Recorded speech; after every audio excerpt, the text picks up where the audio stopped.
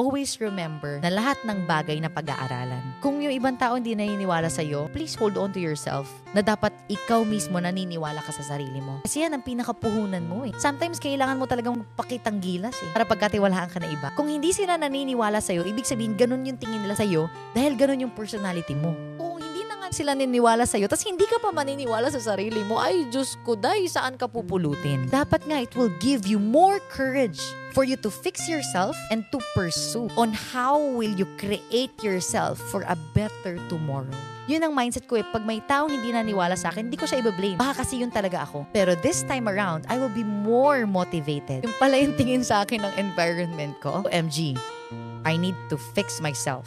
Because if you think other way around, na ito yung tingin sa akin ng environment ko, ayoko na lang, kawawa naman ako. You will really not be able to fix yourself until when kanilang titignan na ganyan ka. Parang in all due respect to myself, I will fix myself. And I will prove, not to them, but to myself, para umayos naman yung image ko at kahit anong pasukan ko, maniniwala sila sa akin.